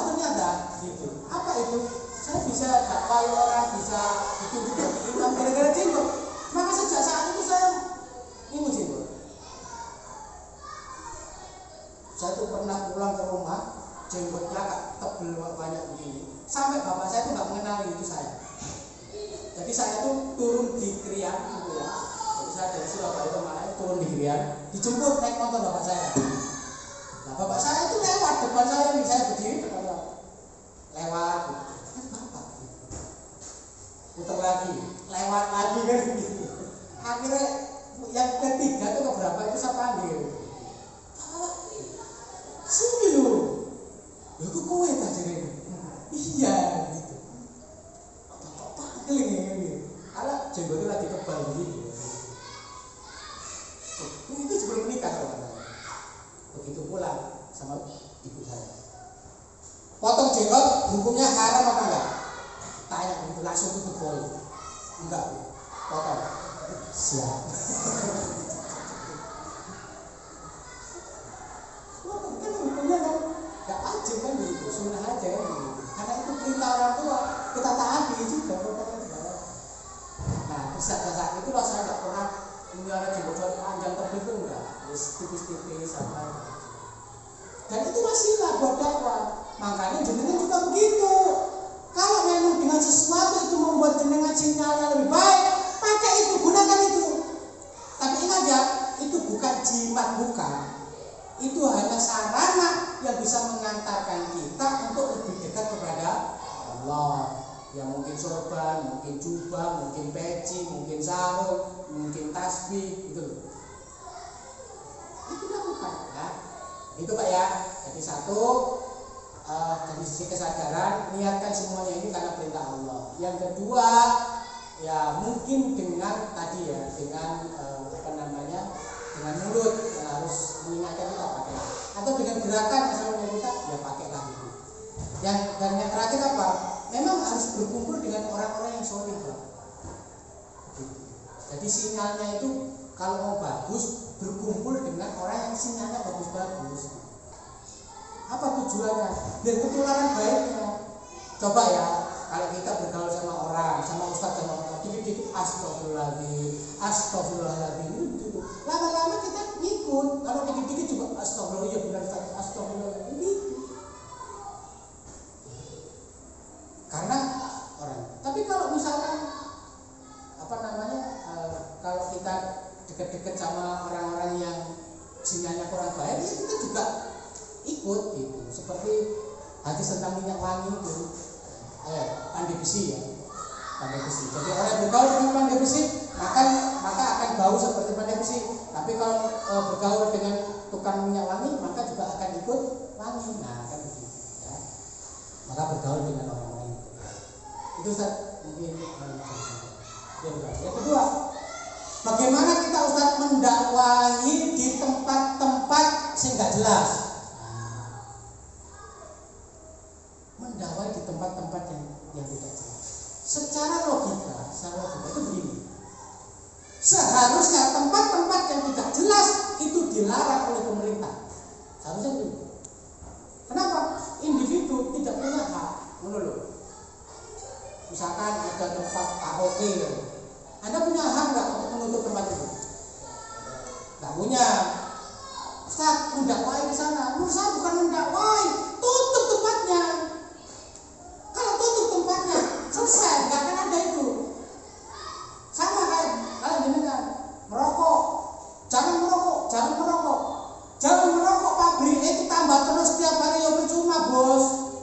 Kayak miras, nggak boleh miras. Tapi pabriknya diizinkan berdiri, yuk gimana? Mau dihentikan nggak bisa. Terus bagaimana? Pabrik itu tutup. Ya pabrik ditutup, peredarannya pasti berhenti. Aktivitasnya nggak ada. Nah, tempat-tempat yang kayak begitu, apa yang perlu dilakukan? Ditutup tempatnya biar tidak ada kemaksiatan di situ, biar tidak ada pekerjaan maksiat dan orang-orang datang untuk bermaksiat itu nggak ada karena tempatnya ditutup. Loh, tapi kita kan nggak punya hak untuk menutup. Betul, kita nggak punya hak untuk menutup. Tapi kita punya hak untuk apa? Muhasabah hukam. Apa itu muhasabah hukam? Mengkritik, memberikan masukan kepada pemegang kebijakan untuk menutup itu. Terus dakwah kita apa kita lakukan saat masih tutup, demo. Akhirnya tutup. atau lewat pengadilan, atau lewat mana digugat apa segala macam.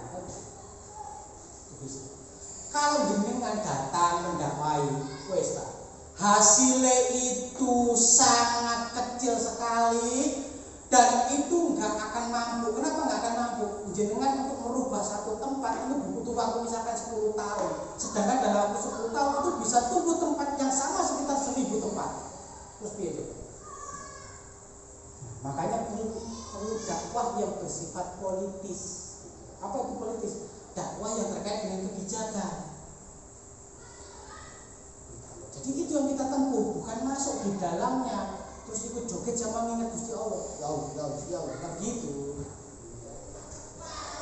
Mendakwahi bukan kebijakan agar menutup tempat seperti itu dakwah seperti itu yang menurut saya lebih tepat daripada masuk ke dalam.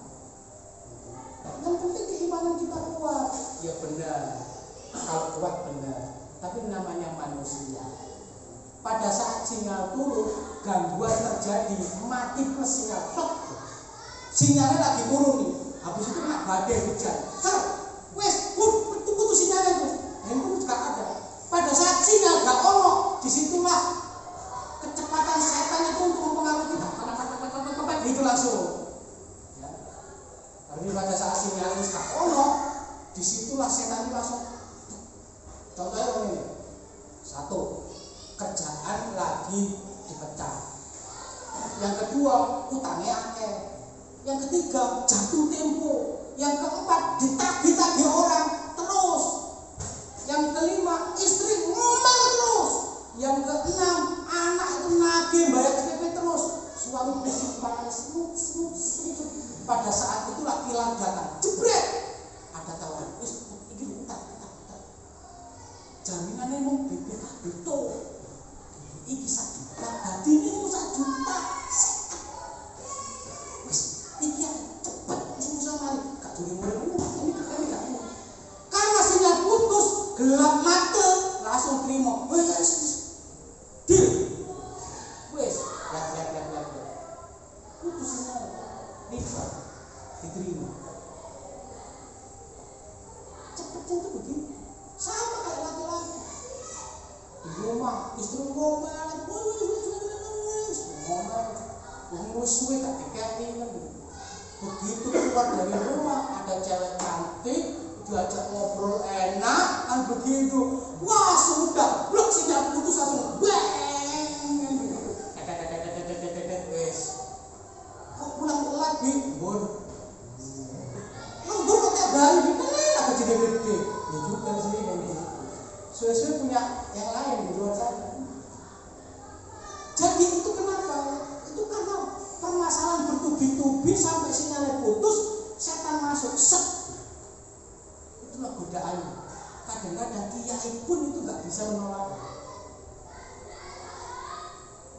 Apa gak bisa menolaknya? Contoh misalnya, pesantrennya begitu dibangun, gak maju-maju, wis ngono diledeki sampai puluhan tahun gak berkembang, pusing kan. Datanglah bantuan. Ustaz, ini bantuan. Berapa nilainya? Gak banyak, cuma 500 juta. Juga. Tapi tolong ya, nanti santrinya tolong pilih saya sebagai anggota DPR. Satu yang kedua, jangan mendakwahkan dan mengajarkan sama begini ya Pak Kiai gitu.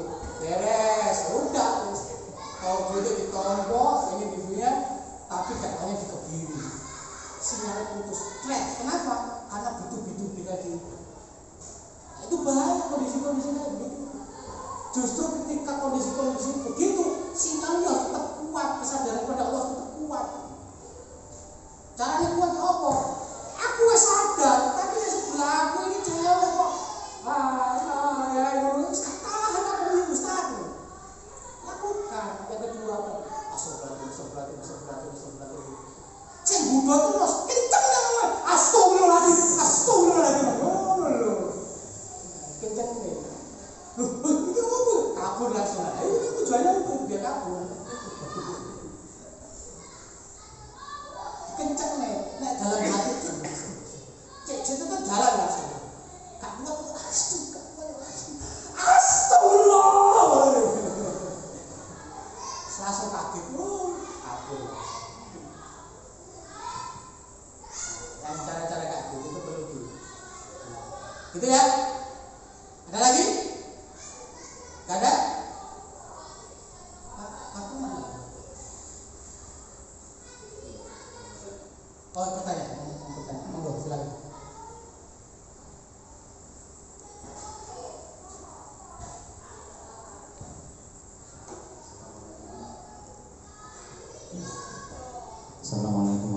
warahmatullahi wabarakatuh. Waalaikumsalam warahmatullahi wabarakatuh.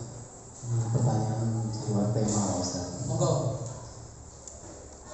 Apa makna kata jayus di dalam konsep rumah tangga, dan apakah seorang suami yang selalu menuruti kemauan istri sampai-sampai mengesampingkan orang tua disebut jayus, dan apakah itu berdosa, Pak Ustaz? Terima kasih. Assalamualaikum warahmatullahi wabarakatuh. Waalaikumsalam. Yang jenenge pahami jayus itu apa? Sebelum saja. Mungkin terlalu nurut sama istri gitu. Apa istilahnya takut istri. Takut istri.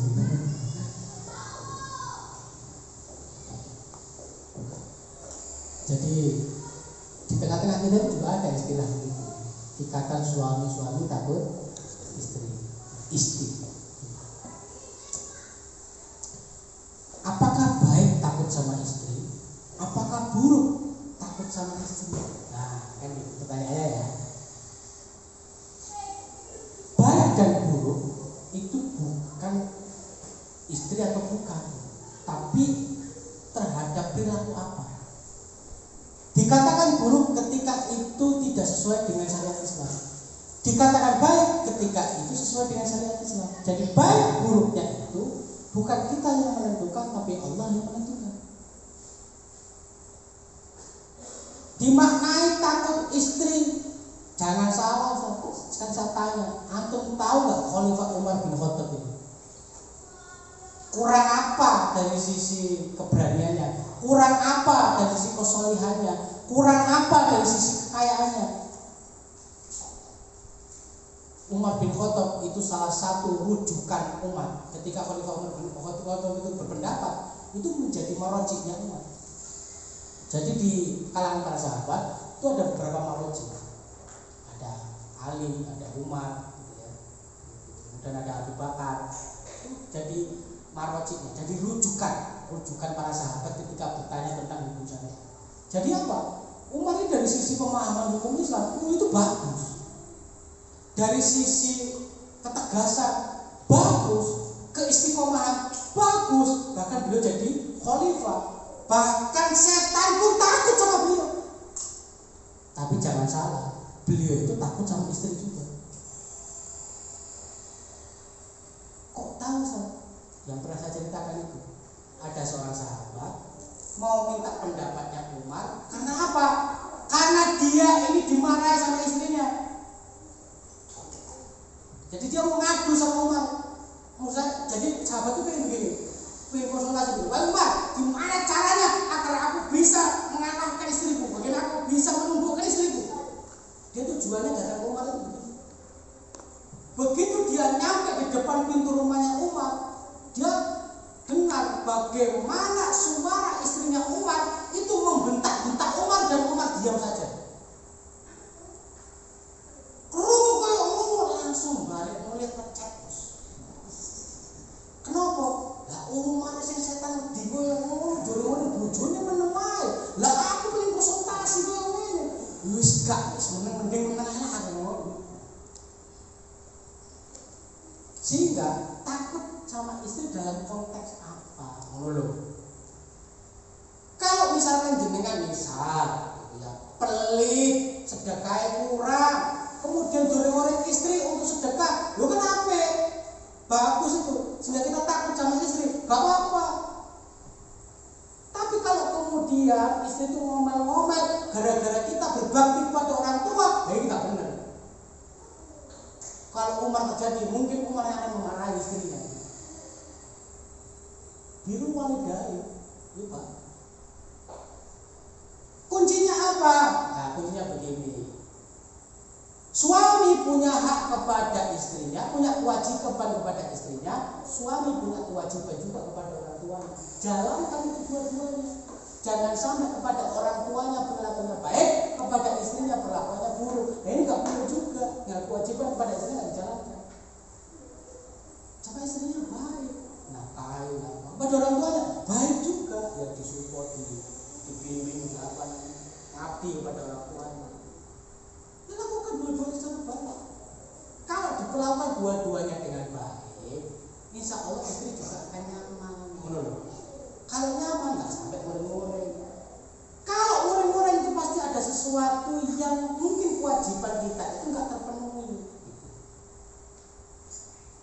Contohnya, wong tuane tukane motor, tukane TV, ning omah gak ana apa blas.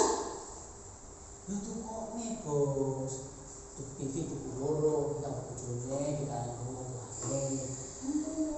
Kate duwe Ustaz, gak duwe Ustaz. Nek gak duwe, tuku TV siji didekek tempat umum di mana tempat umum itu maksudnya tempat keluarga atau apa, bukan tempat umum di luar. Tempat keluarga di mana orang tuanya sama istrinya bisa nonton bareng. Gak mau Ustaz. Gak mau itu berarti kan ada masalah. Kenapa sampai gak mau? Diomeli sama mertuane apa piye kan begitu ya. Jadi ya namanya terbuka. Makanya ada menurut saya luangkan waktu kita dengan istri itu benar-benar waktu kosong, waktu yang kita nggak ngapa-ngapain dan kita ngobrol dari hati ke hati. Itu harus ada waktu itu. Mungkin sebelum tidur, sebelum tidur itu ngobrol cerita tentang anak, cerita tentang apa, dan disitulah kadang-kadang istri itu curhat. Ya didengerin aja. Aku tadi habis dimarahin sama ibu. Jangan begitu. Dimarahin kenapa? Begini. Padahal aku sudah begini, sudah begini, tapi begini. Namanya suami. Ojo tidur sekalian, Jo. Jangan begitu. Udah orang balik. Lah kan gitu mus kejonos bener diomongi kowe. Nek aku sing wis bener. Wah yo taruh. Jenenge wong tuwa yo ngono. Kadang-kadang hilaf salah dan salah. Sing waras ngono.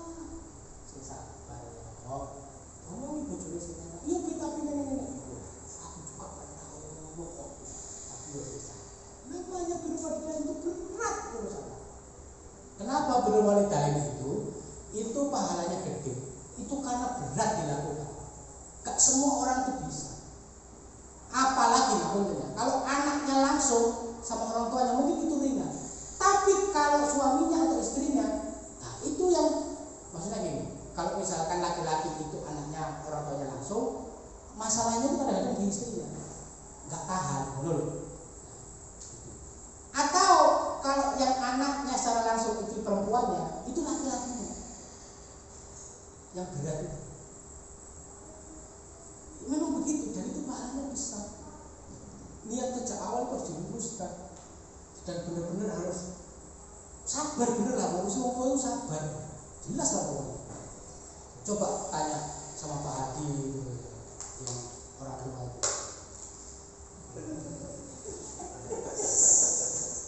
Apalagi kalau orang tuanya nggak ngaji, nggak ngerti agama, itu tambah keren. Apa? Mantuku nggak ngerti aku goblok, kok gajian bojone delok dhewe dipangan dhewe. Itu makan kalau aku sembarang kalau aku, tapi urusan kabeh gak peduli tutup mata. Gak urusin blas, sakar karo ngomong tetangga kanan kiri dan segala macam. Begitu ngomong ke tetangga, istrinya krungu terus dodo. Iki opo sih? Aku juga urus listrik, urus iki. Mosok gak urus blas. Iku kemarin sing pokoknya kulkas aku. Sing ini juga aku. Ibu iki ngomong sih bener ngono. Pertanyaannya, masalahnya selesai? Enggak. Tambah gede? Ya. Jadi apa yang kita lakukan? Yang kita lakukan itu jangan sampai membuat masalah lebih besar. Justru bagaimana masalahnya kecil. Terus bagaimana apa yang kita lakukan? Sabar dia. Domongin baik-baik. Bu, kalau memang mau menasihati saya, monggo dinasihati. Tidak usah ngobrol sama tetangga.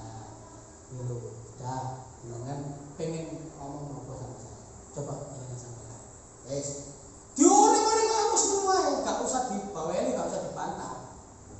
Karena orang tua itu kadang-kadang ngomong itu, yang penting sama menang toh. Dia pengen ngene toh ae. Sakar pela. Mana manusia itu begitu nek sampe iso ngomong wong tua kalau bojo sampean, layak untuk punya dua.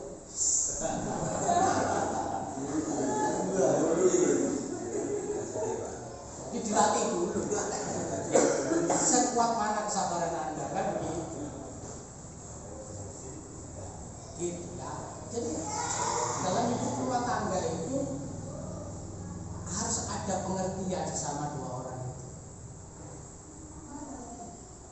Saya itu sendiri di rumah juga begitu. Ada waktu-waktu tertentu yang saya itu pasti ngobrol. Namanya saya sama istri itu ya sama-sama sibuk. Sibuk bener. Sibuk. Nah, sibuk itu kadang-kadang nggak punya waktu untuk ngobrol intens. Istri kadang-kadang beraktivitas dari pagi sampai sore gitu. Ngurusin rumah, ngurusin anak, turun di luar, ngurusin apalah kan gitu ya. Begitu sore habis maghrib habis isya, gel kan wis klemer semua.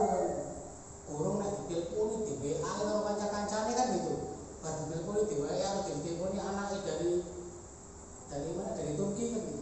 Cuma urus baru urus aduh terus. Saya juga begitu. Kadang-kadang kayak kemarin itu saya pulang tuh menjelang subuh. Habis maghrib ditelepon sama tamu, didatangin polisi, dibawa ke kantor polisi. Kan mau nggak mau kan harus kita datangin ke sana untuk dibawa pulang kan gitu. Kalau enggak kan kasihan juga. Coba polisi datangin ke rumahnya, diambil, dibawa ke kantor polisi. Lah iya kan gitu, makanya nek ditahan nangis keluarganya gitu. Itu ditanya-tanyain polisi itu sampai sekitar jam 1 kalau nggak salah. Jam 1 pagi atau setengah 1 pagi baru selesai diinterogasi sama polisi. Akhirnya kita bawa pulang. Pulang nggak bisa langsung pulang, makan dulu lapar. Keluar dari sana jam 3 nyampe rumah mungkin setengah 4. Nggak bisa tidur karena sudah mau subuh, nunggu subuh dulu. Habis subuh baru bisa tidur. Pertanyaannya kapan ngobrol sama istrinya? Bisa, makanya tetap harus diluangkan waktu. Kalau nggak bisa hari itu ya kapan? Harus ada waktu secara intens untuk ngobrol berdua dari hati ke hati tentang anak, tentang keluarga, tentang apa itu begitu. Kalau jenengan bagus, ngobrolnya sambil dielus-elus. Sambil dielus, nggak ngomong apa. Loh, tapi aku yakin nek sampean sama istri itu kebanyakan ngomong pasti gak ada anak. Tahu kenapa? Ngomong tok. NATO. Tahu NATO enggak? NATO. Enggak tahu. No action, talk only. Jadi gak ada tindakan, ngomong itu NATO. No action, talk only. Ngomong tok.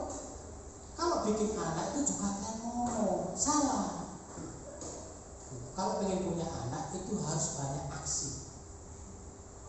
Makanya komunikasi yang terbaik adalah komunikasi dengan cara apa? Dengan cara aksi, tindakan.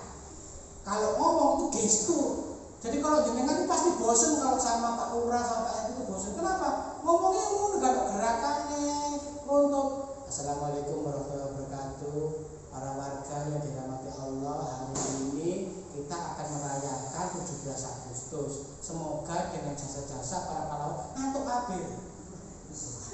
Beda kalau Pak RT Pak Lurah itu dengan gerakan. Para warga yang dirahmati Allah SWT, alhamdulillah hari ini kita memperingati 17 Agustus hari pahlawan. Dengan semangat pahlawan itu kita bisa bangkit gerakan dan gini sehingga orang lihatnya yakin. Jadi komunikasi itu dengan gerakan, komunikasi terbaik itu harus dengan gerakan. Makanya moderator juga harus begitu. Dan kata-katanya itu harus semangat. Apalagi kalau jamaahnya itu yang datang sedikit, itu harus lebih semangat lagi ngomongnya. Jangan malah tertekan. Yang datang sedikit ya. Ini jadi gak semangat ini kan. Ngono wis gak semangat kabeh. Moderatornya gak semangat kok kene jamaah. Jadi meskipun yang sedikit itu harus semangat. Alhamdulillah yang datang hari ini ribuan. Kok ribuan? Ngomong 10 aja kok ribuan. Ya, meskipun 10 orang tetapi para malaikat bersama dengan kita. Allahumma. Dan jangan khawatir. Kenapa? Karena itulah yang dilakukan oleh para pejuang-pejuang itu. Apa jika ada 1000 pasukan, maka satu yang jadi pejuang itu adalah saya. Jika ada 100, maka satunya itu adalah saya. Jika ada 10, maka satunya itu adalah saya. Jika ada 1, itulah saya. Semangat tuh, mau berangkat dari awal gebuk-gebuk, itu namanya jamaahnya, itu semangatnya begitu. Nah, jadi sing ngisi tugasnya lebih ringan. Kenapa? Karena udah pada semangat. Tapi yang beratnya lemas, jamaah lemas, tugasnya kok apa sih bawa materi. Berat ini kenapa? Saya naikkan energinya dulu ini, baru materinya masuk, set gitu. Maka gerak. Rasa cinta itu kadang-kadang juga gak ngomong, aku cinta kamu, enggak begitu. Dengan gerakan. Apa itu dengan gerakan? Dipeluk, disayang, dielus, dicium. Apa ini sayang apa? Ngomong tok sayang, tapi nafkah enggak. Pelikmu sayang dari mana? Itu tindakan, bos, komunikasi tindakan. Kasih nafkah sing layak, sing membuat dia kuat. Itu kan bukti kecintaan gitu. Sama pelit itu bagaimana? Ada hukumnya. Kalau suami pelit, istri itu boleh ngambil duitnya suami tanpa sepengetahuan suami, tapi sesuai dengan kebutuhan. Itu boleh. Itu terjadi pada saat Abu Sufyan. Bojone Abu Sufyan ngadu sama Rasulullah. Ya Rasulullah, sesungguhnya Abu Sufyan itu orangnya pelit, sedangkan aku perlu dinafkahi, aku butuh begini. Ambillah uangnya Abu Sufyan sesuai dengan kebutuhan. Itu kata Rasulullah. Maka nenek bojone itu diwuru istilah itu. Dukun duitnya bojone. Apa-apa sesuai dengan kebutuhan.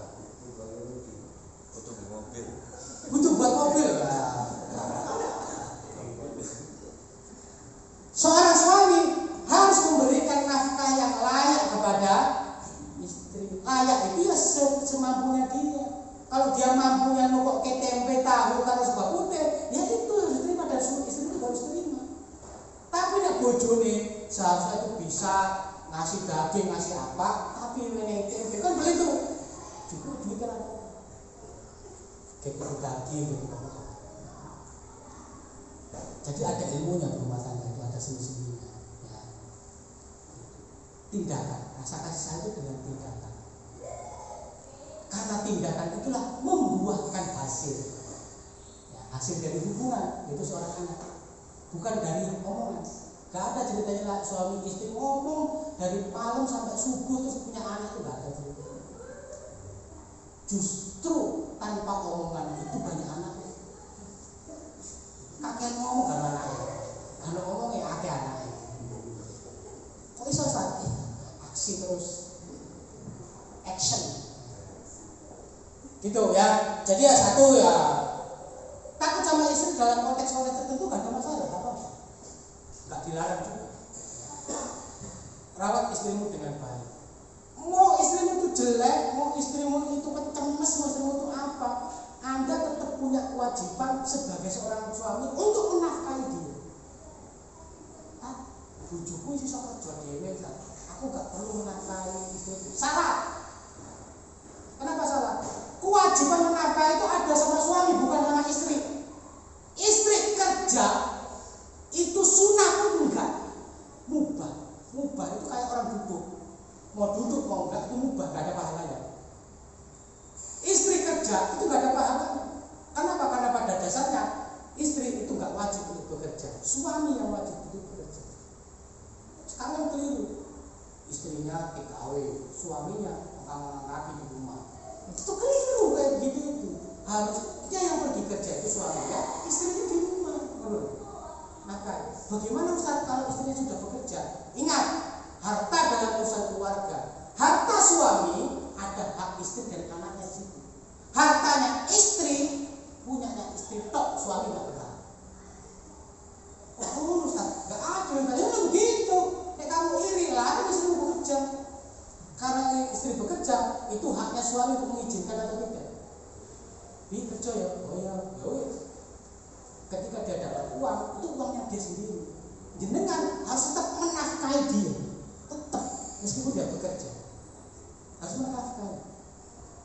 Kecuali istrinya itu begini, begitu kerja dapat gaji, aku mau membantu ekonomi keluarga, aku sedekah piro juta, sedekah kayak tombol, itu ya wis tak bayar SPP anak-anak yo, kamu itu. Loh iya karena uangnya istri itu hanya uangnya istri, bukan uangnya suami, tapi uangnya suami ada haknya istri, ada haknya anak.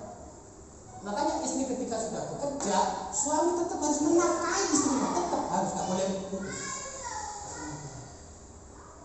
Makanya suami nggak boleh nganggur, sinafkahi semampunya dia. Kadang-kadang karena penghasilannya lebih banyak suami, maka istri seolah-olah punya hak untuk memarahi dan mengatur suami. Itu ini. Sekarang kan banyak suaminya uli, istrinya kayak pabrik. Istrinya gaji UMR 4 juta, uli 2 juta. Akean bojone ditimbang akean istrinya daripada suaminya. Tapi konsekuensinya apa? Pak yo, sing kerjaan aku, gajinya lebih gede aku. Sayang aku metu to kok. Pabrik gajimu 2 juta tok diwopo.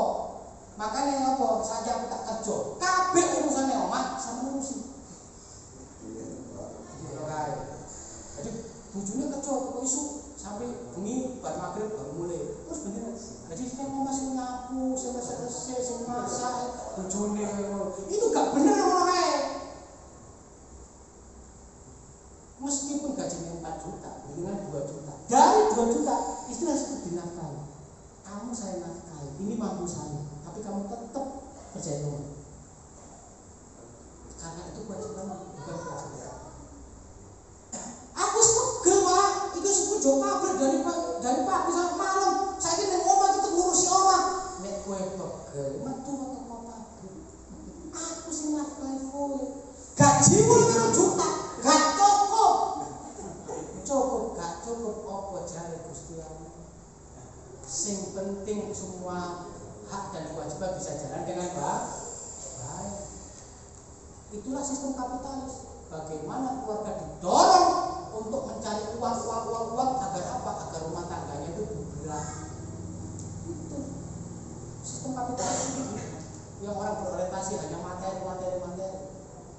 Padahal kadang-kadang rasa bahagia itu enggak harus dengan materi, dengan kasih sayang apa itu kadang-kadang cukup dan itu jauh lebih baik. Contoh, anak itu juga nggak perlu apa penjaluannya diwenehi, istri apa penjaluan diwenehi, nggak perlu Pak, serius. Pelakunya itu saya. Tidak semua yang diminta istri saya itu saya berikan juga. Banyak permintaan dia yang enggak saya berikan. Tapi istri puas. Dari mana puasnya? Kasih sayang. Sama anak juga begitu. Anak, Pak, pakai HP.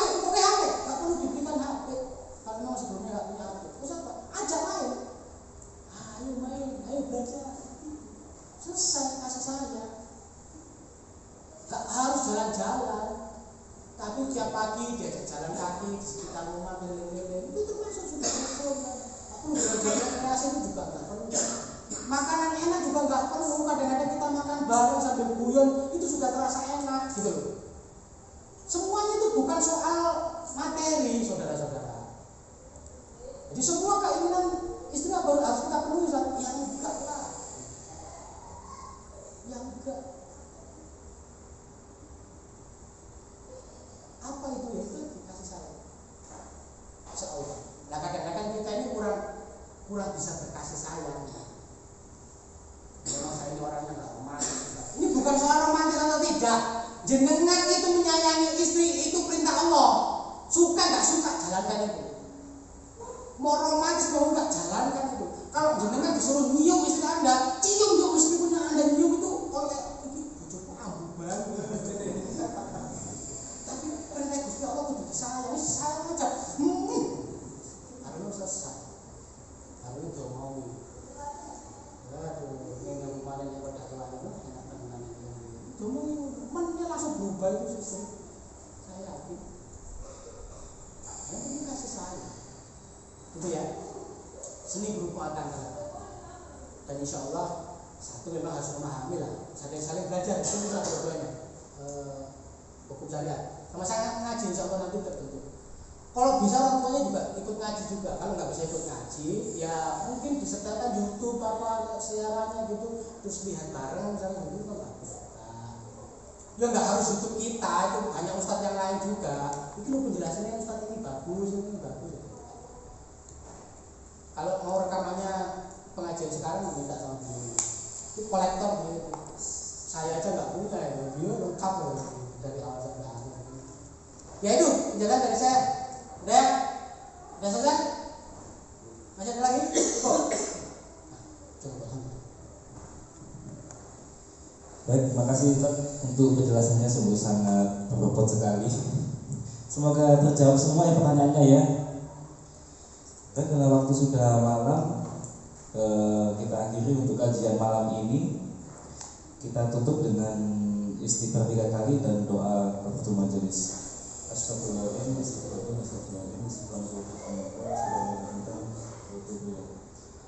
saya sebagai host dan mewakili panitia, mohon maaf sebesar-besarnya apabila ada kesalahan kata dan mungkin sajiannya ya. Assalamualaikum warahmatullahi wabarakatuh.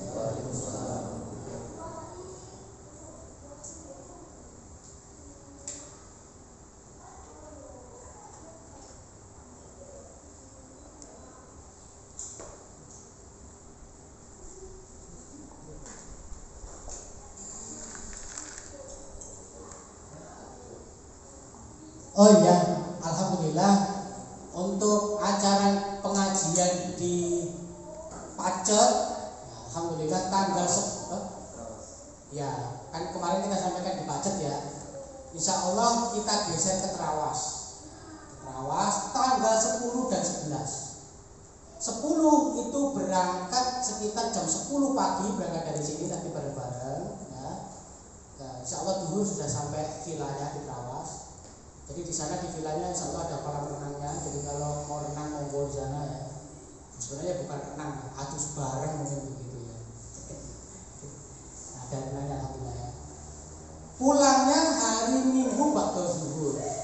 Jadi kalau perlu disampaikan ke keluarganya, monggo disampaikan. Kalau ada yang kerja, sekiranya bisa cuti, ya bisa cuti, bisa izin atau tukar shift lah. Nggak tahu ya gimana mekanismenya agar bisa datang semuanya. Insya Allah banyak yang belum daftar, silahkan daftar. Tanggal 10, 11 Sabtu, Ahad di Villa Trawas. Berangkat dari sini sekitar jam 10, nanti pulangnya bareng-bareng juga sekitar Minggu ba'da zuhur ya. Biayanya berapa Ustaz? Buat jamaah gratis. Gratis, silahkan mau ikut ya. Yang penting waktunya ada, berangkat. Ini kan usahakan kalau waktunya berada nanti. Kalau punya rezeki mau sedekah, mau nyumbang, monggo juga silahkan. Nggak punya duit jangan malu, tetap daftar aja. Sampaikan ke panitia, saya bisa ikut tapi ngapunten saya nggak bisa ikut nyumbang. Oh nggak apa-apa, nanti dicatat ya. Maksudnya dicatat itu apa? Diri sebagai peserta, biar kendaraan yang perlu disiapkan berapa itu bisa cukup. Dari sisi makan juga disiapkan, dari sisi tempat tidur nanti disiapkan biar cukup. Nanti kalau yang daftar misalkan 30 tapi di lapangan yang datang 50 itu kan kasihan panitianya, jadi repot. Makanya sejak awal di daftar. Jadi pada dasarnya adalah gratis, berangkat ke sana. Tapi kalau misalkan ada rezeki sedekah monggo. Itu di Trawas tanggal 10 dan 11. Insya Allah ada beberapa pembicara dari luar, dari Surabaya, dari Jombang. Insya Allah ada ustadz yang bagus lah yang kita datangkan untuk ke sana, biar apa sih suasananya lebih fresh, gitu. Udaranya juga lebih fresh karena di Trawas lebih dingin. Ya. Apa saja nanti yang dibawa segala macam, insya Allah nanti akan dilakukan oleh panitia. Begitu Ustadz, bagus ya.